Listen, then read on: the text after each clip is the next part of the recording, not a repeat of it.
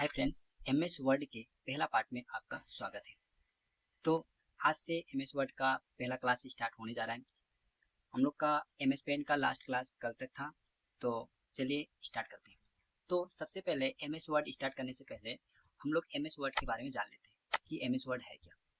तो देखिए, MS word क्या है। एमएस वर्ड का पूरा नाम माइक्रोसॉफ्ट वर्ड है। यह एक वर्ड प्रोसेसिंग प्रोग्राम है जिसमें documents, form, resume, letter, logo, design, book cover, e book इत्यादि सभी आसानी से बनाया जा सकता है। तो अब हम लोग सीखेंगे कि एमएस वर्ड को ओपन कैसे किया जाता है। तो मैं आप लोग को एमएस वर्ड ओपन करने का 3 अलग अलग तरीके मैं आप लोगों को सिखाऊंगा। तो चलिए, पहला तरीका जो है, यहाँ पे ये जो आपको लोगो जो दिख रही है, इसको स्टार्ट बटन भी बोला जाता है, और ये लोगो जो कि विंडो का लोगो है, इसीलिए इसको विंडो की भी बोला जाता है। तो जैसे मैं यहाँ पे क्लिक किया तो देखिए यहाँ पे एक लिस्ट खुल के आ गया, इसीलिए यानी कि एक लिस्ट स्टार्ट हो गया, इसीलिए इसको स्टार्ट बटन भी बोला जाता है। दूसरा, ये जो लोगो है वो आपका विंडो का लोगो है, इसीलिए इसको विंडो की भी बोला जाता है। और यहाँ पे आपको जो सर्च बार का ऑप्शन दिख रहा है, इसको सर्च बार बोला जाता है। जहाँ पे हम लोग को वर्ड ओपन करने के लिए हम लोग को यहाँ पे टाइप करना पड़ेगा वर्ड, WORD वर्ड। उसके बाद जैसे मैं इंटर प्रेस किया तो आप यहाँ पे देख सकते हैं कि एमएस वर्ड खुल के आ गया। ये है एमएस वर्ड का इंटरफेस। एमएस वर्ड कुछ इस तरीके से दिखता है। ये हो गया हम लोग का पहला तरीका एमएस वर्ड ओपन करने का। अगला हम लोग सीखेंगे नेक्स्ट जो आपका तरीका है, उसके लिए कीबोर्ड से विंडो प्लस आर, कीबोर्ड में आपको विंडो की का एक बटन मिलेगा, उसी के साथ में आर बटन प्रेस करना है। तो यहाँ पे जो रन कमांड जो खुल के आया है, यहाँ पे हम लोग को टाइप करना पड़ेगा विनवर्ड, WINWORD विनवर्ड। उसके बाद जैसे एंटर करेंगे तो आप देख सकते हैं कि एमएस वर्ड का दूसरा तरीका के जरिए हम लोग एमएस वर्ड ओपन कर लिए। अब बारी है एमएस वर्ड का तीसरा तरीका और लास्ट तरीका। तो उसके लिए माउस में राइट क्लिक करने के बाद यहाँ पे न्यू का ऑप्शन दिख रहा है, वहीं पे जाने के बाद यहाँ पे और एक ऑप्शन मिलेगा माइक्रोसॉफ्ट ऑफिस वर्ड डॉक्यूमेंट्स, इसको एक बार क्लिक करना है। तो आप यहाँ पे देख सकते हैं कि new Microsoft office word documents के नाम से एक फोल्डर बन के रेडी हो गया।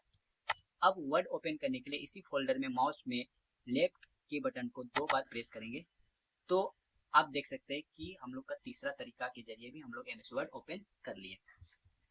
तो आइए हम लोग अभी एक एक करके समझते हैं कि एमएस वर्ड में कौन सा विंडो यानी कौन सा ऑप्शन को क्या बोला जाता है। तो सबसे पहले ऊपर के साइड में यहाँ पे व्हाइट कलर की जो पट्टी दिख रही है, जहाँ पे माइक्रोसॉफ्ट वर्ड लिखा हुआ है, इसको बोला जाता है टाइटल बार। ये वाला जो व्हाइट कलर की जो पट्टी, अब उसी के बगल में यहाँ पे आपको एक एरो दिख रहा है, इसको बोला जाता है क्विक एक्सेस टूल बार। हालांकि ये सारा ऑप्शन हम लोग एमएस पेंट के लास्ट क्लास में भी हम लोग पढ़ चुके हैं, देख चुके हैं, फिर भी और एक बार मैं रिवीजन करा दे रहा हूँ।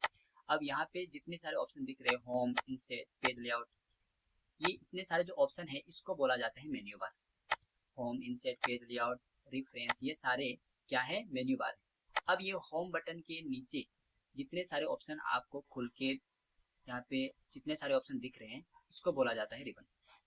ठीक, अब देखिए, अब यहाँ पे जो आपको लोगो दिख रहा है, इसको बोला जाता है ऑफिस बटन। और यहाँ पे ऑफिस बटन में जितने सारे ऑप्शन है, इसके बारे में हम लोग ऑलरेडी एमएस पेंट में हम लोग सीख चुके हैं। अब अगला है, देखिए ये सारे ऑप्शन जिसको हम लोग क्या बोलते हैं, रिबन। अब एक एक करके समझेंगे। अब देखिए यहाँ पे और एक बटन है, इसको बोला जाता है मिनिमाइज, यानी कि हम लोग ये मिनिमाइज वाले बटन के जरिए हम लोग इसको टास्क बार, यानी ये जो ब्लैक कलर का जो पट्टी दिख रही है, इसको बोला जाता है टास्क बार।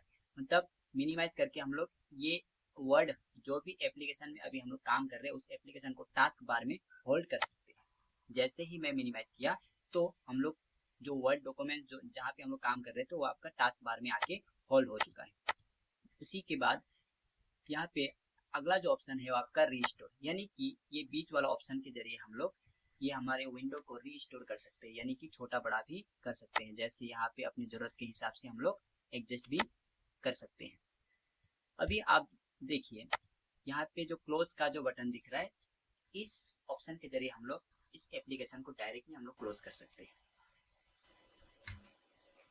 अब उसके बाद में यहाँ पे पेज 1 यानी कि ये जो एरिया है जहाँ पे पेज का बारे में हम लोग को स्टेटस शो कर रहा है, यानी कि हमारे यहाँ पे टोटल पेज कितने हैं, अभी हम लोग कितने नंबर पेज में है, तो ये पेजेस का यहाँ पे स्टेटस शो करता है, इसीलिए इस एरिया को बोला जाता है स्टेटस बार।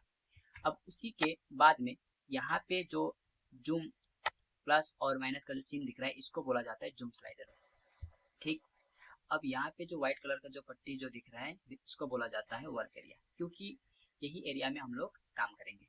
तो सबसे पहले हम लोग को एक बना बनाया पैराग्राफ लेकर आना है और उस पैराग्राफ के लिए एक फॉर्मूला होता है जो equal to range bracket open bracket close. अब अभी आप यहाँ पे देख सकते हैं कि बाय डिफॉल्ट हम लोग को 3 पैराग्राफ रेडी करके दे दिया। अब देखिए यहाँ पे कॉपी कट और पेस्ट के बारे में पिछला क्लास में ही हम लोग का क्लियर हो चुका है, फिर भी मैं दोबारा से एक बार समझा देता हूँ। अब देखिए यहाँ पे कट मतलब होता है शिफ्टिंग, यानी कि कोई भी ऑब्जेक्ट या सेंटेंस वर्ड को हम लोग एक जगह से दूसरे जगह शिफ्ट करना चाहते हैं, लेकर जाना चाहते हैं, तो ऐसे सिचुएशन में हम लोग कट करेंगे।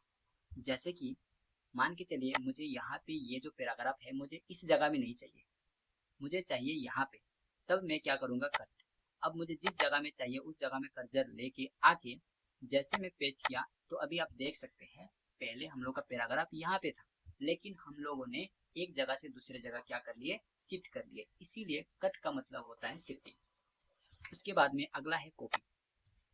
कॉपी का काम कब किया जाता है, जब कॉपी का मतलब होता है डुप्लीकेट, यानी कि सेम ऑब्जेक्ट सेम सेंटेंस का और एक कॉपी बनाना है और या फिर उसी का डुप्लीकेट कॉपी रखना है या लेना है, तो ऐसे सिचुएशन में हम लोग कॉपी करेंगे। जैसे कि ये जो पैराग्राफ है मुझे इसी पैराग्राफ का और एक डुप्लीकेट कॉपी चाहिए, तो मैं क्या करूँगा कॉपी और उसके बाद में पेस्ट। जैसे मैं पेस्ट किया यही पैराग्राफ का डुप्लीकेट कॉपी नीचे वाला पैराग्राफ में बन के रेडी हो गया। अब अगला आ रहा है पेस्ट।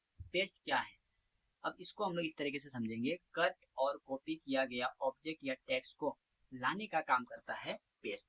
जैसे कि मैं इसको सिलेक्ट किया, इसको कॉपी किया, अब इसको जो कॉपी किया हुआ जो डॉक्यूमेंट है यानी कि पैराग्राफ है इसको मुझे इस जगह में लाना है, तो मैं क्या करूँगा पेस्ट। जैसे मैं पेस्ट किया तो अभी आप देख सकते हैं कि हम लोग के द्वारा कॉपी की गई जो भी डॉक्यूमेंट था पैराग्राफ था उसको लाने का काम कर रहा है कौन, पेस्ट। अब देखिए उसी के नीचे यहाँ पे और एक ऑप्शन है, वो है आपका फॉर्मेट पेंटर। तो ये फॉर्मेट पेंटर है क्या, अब सबसे पहले जानेंगे कि फॉर्मेट है क्या। जितना भी वर्ड सेंटेंस में लगा हुआ जो भी डिजाइन होता है, कलर होता है, उसी को बोला जाता है फॉर्मेटिंग। फॉर्मेटिंग फॉर्मेटिंग में क्या क्या आता है, कलर आ रहा है, फॉन्ट आ रहा है ना, ये सारे क्या है फॉर्मेटिंग। मतलब फॉर्मेट पेंटर का काम क्या है, कोई भी वर्ड या सेंटेंस में लगा हुआ डिजाइन को कॉपी करता है। फॉर्मेट पेंटर कॉपी के जैसे ही काम करता है, लेकिन ये जो है वर्ड या सेंटेंस में लगा हुआ डिजाइन को कॉपी करता है। तो सबसे पहले इसको क्या करेंगे हम लोग कि पहला पैराग्राफ मैंने क्या कर दिया, सिलेक्ट कर दिया। उसके बाद में यहाँ से मैं फॉन्ट इसका मैं चेंजेस कर रहा हूँ, फॉन्ट यानी कि लिखावट का डिजाइन। उसके बाद फॉन्ट चेंज हो जाने के बाद में मैं इसमें मैं कलर फिल कर लेता हूँ। अब अभी आप देख सकते हैं यहाँ पे जो भी डिजाइन अप्लाई हुआ है, अगर मुझे यही सेम डिजाइन अगला कोई भी सेंटेंस में मुझे अप्लाई करना है तो ऐसे सिचुएशन में मैं फॉर्मेट पेंटर का यूज करूंगा।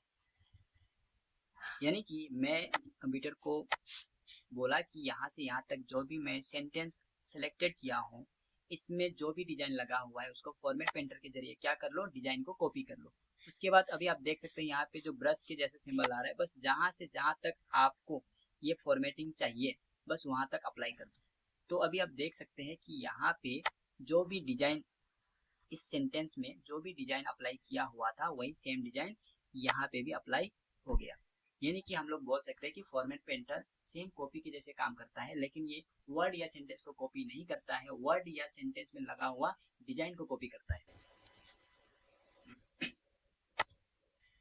तो फॉर्मेट पेंटर आप लोग को अच्छी तरह से समझ में आ गया होगा। अब चलते हैं आगे। उसी के नीचे है क्लिपबोर्ड। अब ये क्लिपबोर्ड है क्या, ये क्लिपबोर्ड जो है ये भी कॉपी के जैसा ही काम करता है। यानी कि कॉपी और क्लिपबोर्ड में ज्यादा कुछ अंतर नहीं है, बस इतना समझ लीजिए कि कॉपी लास्ट टाइम जो भी वर्ड या सेंटेंस को कॉपी किया गया है बस उसी को याद रख पाता है। जैसे कि मान के चलिए मैं लास्ट वाला जो सेंटेंस है उसको मैं कॉपी कर लिया और मैं नीचे वाला लाइन में इसी को मैं पेस्ट ऑप्शन के जरिए मैं इसको पेस्ट कर दिया। ठीक, ध्यान से समझिएगा, क्योंकि यहाँ पे अगर ध्यान से नहीं समझने से आप लोगों को दिक्कत हो सकती है। तो अभी मैं जो सेंटेंस कॉपी किया था जैसे मैं पेस्ट किया वही सेंटेंस मुझे यहाँ पे उसी का डुप्लीकेट कॉपी और एक डुप्लीकेट कॉपी दे दिया। अभी जैसे मैं यहाँ पे लास्ट वाला सेंटेंस है इसको मैं कॉपी करता हूँ और जैसे मैं पेस्ट किया तो देखिए अभी लास्ट जो भी सेंटेंस में कॉपी किया था बस उसी को पेस्ट करके दे रहा है, यानी कि उसी का डुप्लीकेट दे रहा है। यानी कि इससे पहले ये वाला सेंटेंस कॉपी करने से पहले मैं इसको कॉपी किया था, लेकिन जैसे मैं सेकेंड वाला सेंटेंस में कॉपी किया पहले वाला सेंटेंस को भूल गया। यानी कि एक बार में एक ही सेंटेंस को याद रख पाता है कौन? कॉपी। लेकिन अगर कभी सिचुएशन ऐसा आ गया कि कुछ कुछ वर्ड या सेंटेंस ऐसा है जो आपको हर थोड़ी देर में उसका जरूरत है और जरूरत पड़ सकता है, तो ऐसे सिचुएशन में हम लोग यूज करेंगे क्लिपबोर्ड।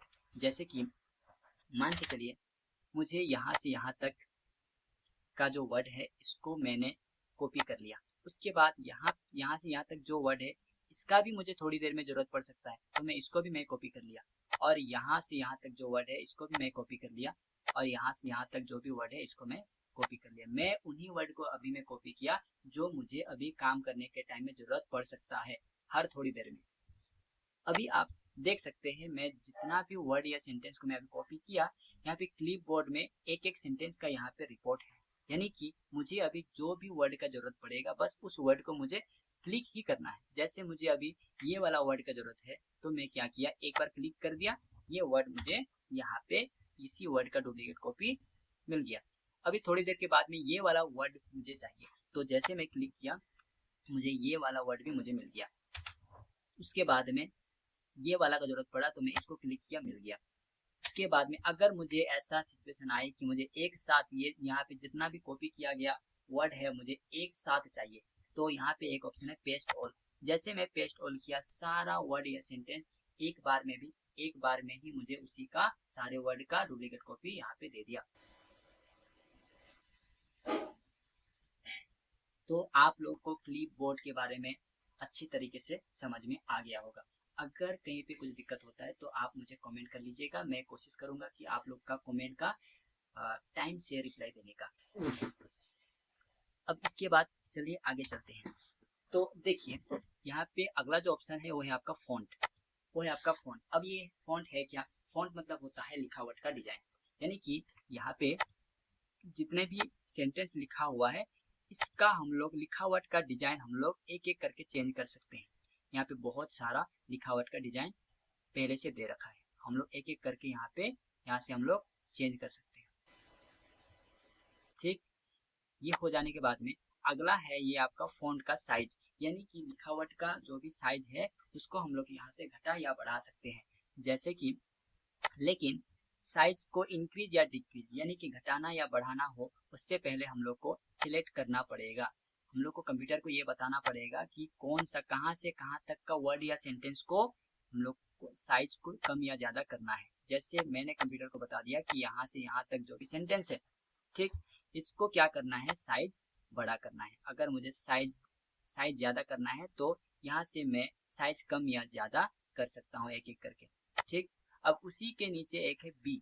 अब बी का मतलब होता है बोल्ड यानी कि मोटा। अगर कोई वर्ड या सेंटेंस को मुझे बोल्ड करना है तो इस तरीके से मैं यहाँ से बोल्ड कर सकता हूँ। और बोल्ड का शॉर्टकट की जो है वो है आपका Ctrl+B। कीबोर्ड में देखिएगा Ctrl+B प्रेस करने से भी वर्ड या सेंटेंस बोल्ड हो जाएगा।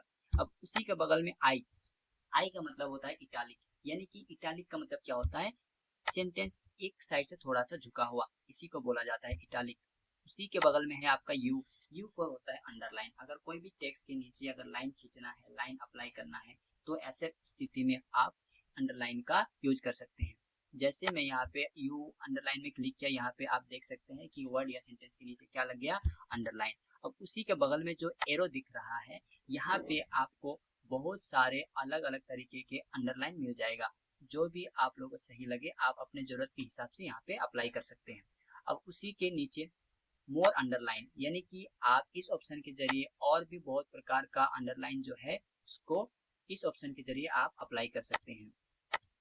उसी के बाद यहाँ पे देखिए अंडरलाइन कलर, मतलब आप यहाँ से अंडरलाइन का कलर आप यहाँ से चॉइस कर सकते हैं, यानी कि आप लोग को आपने जो अंडरलाइन किया उसका कलर कौन सा होना चाहिए। जैसे कि मैं यहाँ पे ग्रीन लगा दिया। अब अभी देखिए मैं जितना भी अगर मैं कहीं पे भी अंडरलाइन में चाहूँ तो यहाँ से अलग कलर में चेंज कर सकता हूँ। यहाँ से मतलब यहाँ पे आपको अंडरलाइन के लिए भी अलग अलग डिजाइन का अंडरलाइन अप्लाई कर सकते हैं। उस अंडरलाइन का आप कलर भी चेंज कर सकते हैं। ठीक, अब उसी के नीचे है, उसी के बगल में है आपका स्टिक थ्रो। अब ये स्टिक थ्रो क्या होता है, अब इसका काम क्या है धीरे धीरे समझेंगे। तो देखिए स्टिक थ्रो मतलब होता है कोई भी वर्ड या सेंटेंस को बीच से काट देता है। जैसे कि मान के चलते हैं यहाँ से यहाँ तक जो सेंटेंस है उसको मुझे बीच से काटना है। ठीक, स्टिक थ्रो का मेन काम है बीच से काटना। लेकिन यहाँ पे और एक सवाल आती है कि अगर मैं ये यहाँ से यहाँ तक का जो सेंटेंस है इसको मैं बीच से काटा, पर इसको बीच से मैं काटा क्यों, यानी कि ये सेंटेंस गलत है। जब अगर गलत ही है तो मैं कीबोर्ड से मैं इसको डायरेक्टली मैं डिलीट भी तो कर सकता था। क्योंकि हम लोग कब काटते हैं, मान के चले हम लोग अगर कोई कॉपी में लिख रहे हैं, लिखने के बाद उस वर्ड या सेंटेंस को अगर हम लोग डिलीट नहीं कर पाते हैं, ऐसे सिचुएशन में काटा जाता है। जबकि कंप्यूटर हम लोग को यहाँ पे डिलीट करने का सुविधा देती है। तो अब बात आता है जब गलत ही है तो डायरेक्टली डिलीट कर सकते हैं, लेकिन ये स्टिक थ्रो का काम अभी हुआ क्या, मतलब इसका मेन काम कहाँ पे आता है। तो ध्यान से सुनिएगा, स्टिक थ्रो का काम ऐसा सिचुएशन में किया जाता है जहाँ पे दिखाना तो दोनों को कंपलसरी है पर रखना दोनों में से एक को ही है। मतलब समझ में नहीं आया तो देखिए, जैसे कि जेंडर, मैं यहाँ पे क्या किया, जेंडर। अभी आप देख सकते हैं मुझे जेंडर में मेल ऑब्लिक फीमेल, यानी कि जेंडर में मुझे दोनों रखना ही है, दोनों रखना कंपलसरी है। क्योंकि मेल फीमेल रखना दोनों को कंपलसरी है, लेकिन अभी मान के चलिए अगर कोई फीमेल है तो मेल को जैसे उन्होंने स्टिक थ्रो किया यानी कि बीच से काट दिया, तो समझने वाला समझ जाएगा कि ये जो है फीमेल है, इसीलिए मेल को स्टिक थ्रो किया गया है।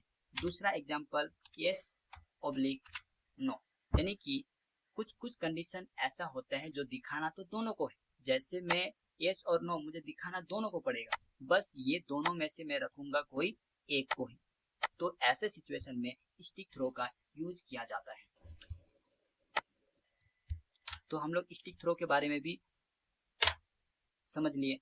अभी आगे चलते हैं। यहाँ पे एक ऑप्शन है आपका सुपर स्क्रिप्ट और सबस्क्रिप्ट, यानी कि सबस्क्रिप्ट और सुपर स्क्रिप्ट को समझने के लिए जैसे कि आप लोग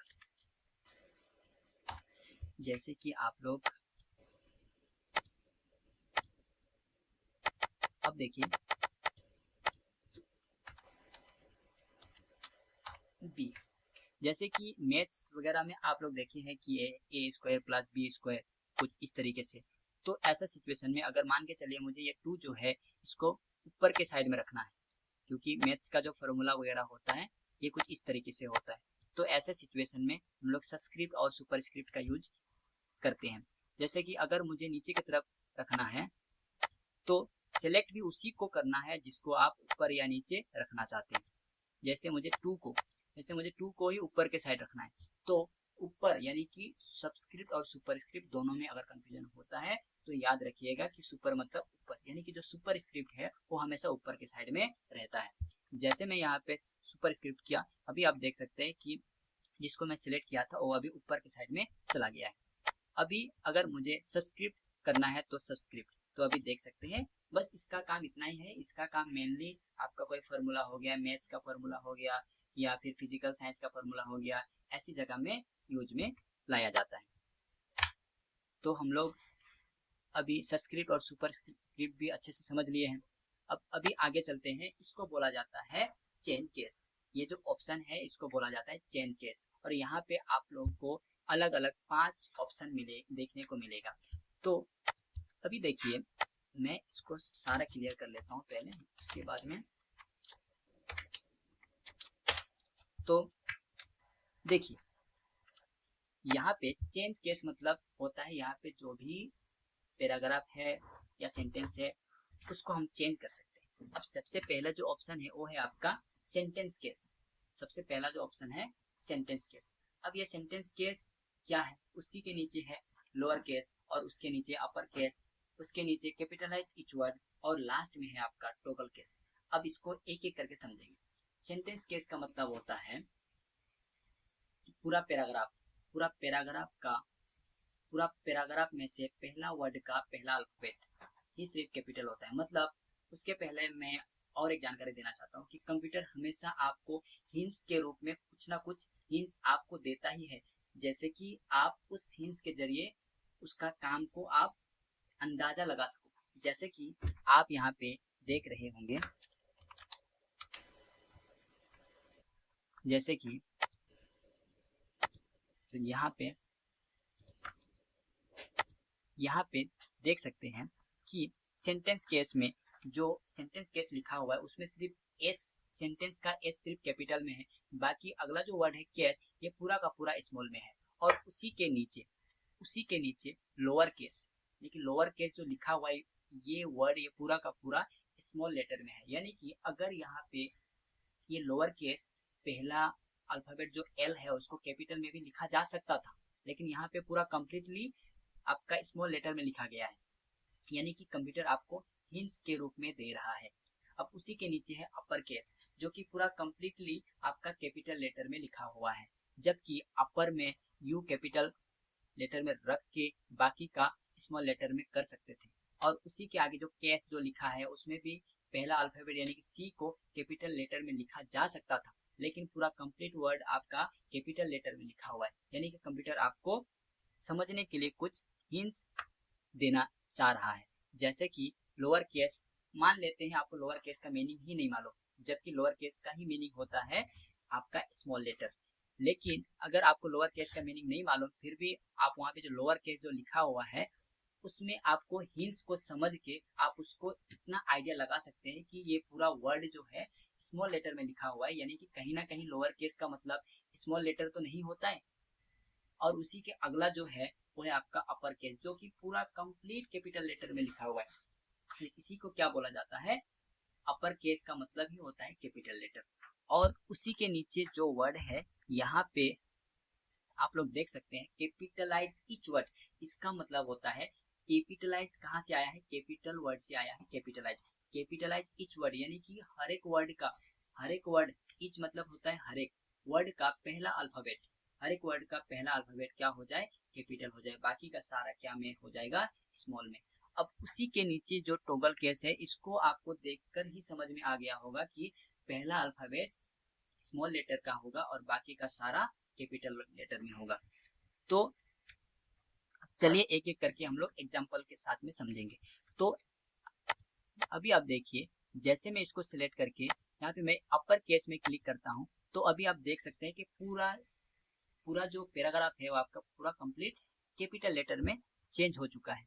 और उसी के बाद जैसे मैं लोअर केस में मैं क्लिक किया तो अभी आप देख सकते हैं कि पूरा का पूरा पैराग्राफ स्मॉल लेटर में कन्वर्ट हो चुका है।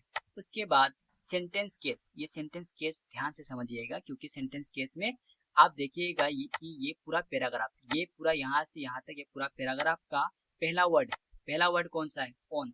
अब पहला वर्ड का पहला अल्फाबेट कौन सा है, ओ। बस यही ओ ही कैपिटल लेटर में कन्वर्ट होगा। ध्यान से देखिएगा, जैसे मैं इसको सिलेक्ट किया और उसके बाद में सेंटेंस केस जैसे मैं क्लिक करता हूँ वैसे आप देख सकते हैं कि ये पूरा पैराग्राफ का पहला वर्ड का पहला अल्फाबेट सिर्फ कैपिटल में चेंज हो गया। इसी को क्या बोला जाता है, सेंटेंस केस। उसके बाद में जैसे मैं सिलेक्ट करने के बाद जैसे मैं कैपिटलाइज ईच वर्ड किया, अभी आप देख सकते हैं कि हर एक वर्ड का पहला अल्फाबेट कैपिटल लेटर में बदल गया। जैसे कि क्रिएट का सी कैपिटल में चेंज हो गया, पिक्चर का पी कैपिटल में चेंज हो गया, है ना। हर एक वर्ड का पहला अल्फाबेट कैपिटल में बदल गया। इसी को क्या बोला जाता है, कैपिटलाइज ईच वर्ड। और अगला है आपका लास्ट जो कि टॉगल केस। इसमें आपको देखकर ही समझ में आ गया होगा कि पहला वर्ड जो है वो आपका स्मॉल लेटर में है और बाकी का सारा कैपिटल लेटर में। जैसे मैं क्लिक करता हूँ तो अभी आप देख सकते हैं कि पहला अल्फाबेट जो है वो आपका स्मॉल लेटर में हो गया और बाकी का सारा कैपिटल लेटर में हो गया। तो हम लोगों ने अभी चेंज केस को भी अच्छी तरीके से समझ लिया है। अभी आगे चलते हैं। यहाँ पे आपको एक बड़ा वाला ए दिख रहा है, एक बड़ा वाला ए दिख रहा है और एक छोटा वाला। मतलब बड़ा वाला का मतलब है कि सेलेक्ट किया हुआ सेंटेंस को एक एक स्टेप बड़ा करना, एक एक स्टेप बड़ा करना। और छोटा वाला जो ए है, इसको सेलेक्ट किया हुआ जो भी सेंटेंस है उसको एक एक स्टेप छोटा करना, यानी कि कम करना। जैसे मैं यहाँ पे जैसे बड़ा वाला को क्लिक करता हूँ तो एक एक स्टेप यहाँ पे फोन का साइज बड़ा हो रहा है, और जब छोटा वाला ए को मैं क्लिक कर रहा हूँ तो एक एक स्टेप फोन का साइज छोटा होते जा रहा है। तो हम लोगों ने इसको भी अच्छे से समझ लिए हैं। अभी अगला जो है वो है आपका टेक्स्ट हाइलाइटर, यानी कि वर्ड से ही हम लोग को समझ में आ गया कि ये जो है टेक्स्ट को हाईलाइट करता है, टेक्स्ट को हाईलाइट करता है। जैसे कि मुझे यहाँ से यहाँ तक का जो टेक्स्ट है उसको मुझे हाईलाइट करना है, और आपको यहाँ पे और एक सुविधा दी जाती है कि आप हाईलाइट तो कर रहे हो लेकिन आप अपने इच्छा अनुसार कलर भी आप अप्लाई कर सकते हैं। मतलब आपको हाईलाइट करना है लेकिन कौन सा कलर में करना है, तो जैसे यहाँ पे ग्रीन है, येलो है, ब्लू है, बहुत सारे कलर हैं, तो यहाँ में से आप अपने जरूरत के हिसाब से कलर अप्लाई कर सकते हो। अगला है आपका टेक्स्ट कलर, यानी कि टेक्स्ट कलर, इसको हम लोग टेक्स्ट कलर बोलेंगे। अभी हम लोग का टेक्स्ट का जो कलर है वो है आपका ब्लैक, यानी कि हम इसके जरिए टेक्स्ट में जो भी कलर है उसको हम लोग टेक्स्ट का कलर हम लोग चेंज कर सकते हैं। ठीक, उसी के पहले हम लोग क्या सीखे, हाईलाइट कलर, यानी कि कोई भी वर्ड या डॉक्यूमेंट्स को हम लोग हाईलाइट कर सकते हैं। अब अगला है इसको क्लियर फॉर्मेटिंग बोला जाता है। ये जो ऑप्शन है वो है आपका क्लियर फॉर्मेटिंग। ठीक, अब क्लियर फॉर्मेटिंग क्या होता है, क्लियर मतलब होता है हटाना। किसको हटाना, फॉर्मेट को, मतलब हमारे द्वारा जो भी फॉर्मेटिंग की गई है उसी को हटाना। जैसे कि यहाँ से यहाँ तक जो भी मेरा सेंटेंस है उसको मैं क्या किया, इसका फॉन्ट चेंज कर दिया, इसका फॉन्ट चेंज कर दिया। फॉन्ट मतलब क्या होता है, लिखावट का डिजाइन। ठीक, अभी मैं क्या चाहता हूँ कि पहले जिस भी फॉन्ट में था, यानी कि बाय डिफॉल्ट क्या होता है, स्टार्ट होने से पहले से सेट किया गया जो फॉन्ट होता है उसी को बाय डिफॉल्ट फॉन्ट बोला जाता है, जो कि पहले से सेट रहता है, फिक्स रहता है।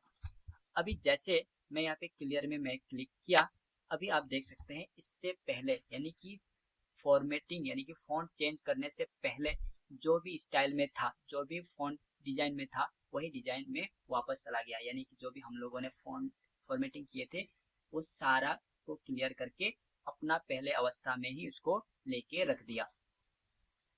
तो हम लोगों ने क्लियर फॉर्मेटिंग भी सही तरीके से समझ लिए हैं। तो हम लोग आज होम टैब के क्लिपबोर्ड और फॉन्ट, ये दोनों में जितने सारे ऑप्शन हैं सारे हम लोग आज के पहला पार्ट में हम लोग सीख लिए। तो आज के क्लास में इतना ही, मिलेंगे पार्ट 2 में नए टॉपिक के साथ में। अगर आप लोग मेरे चैनल में नए हैं तो चैनल को सब्सक्राइब कर लें, लाइक करें और अपने सभी दोस्तों को शेयर करें, ताकि उन लोग को भी कंप्यूटर से रिलेटेड सारी जानकारी उन लोग तक भी पहुंच सके और एक आसान भाषा में उनको भी कंप्यूटर और सभी सीख सकें। तो आज के लिए इतना ही, तब तक के लिए जय हिंद।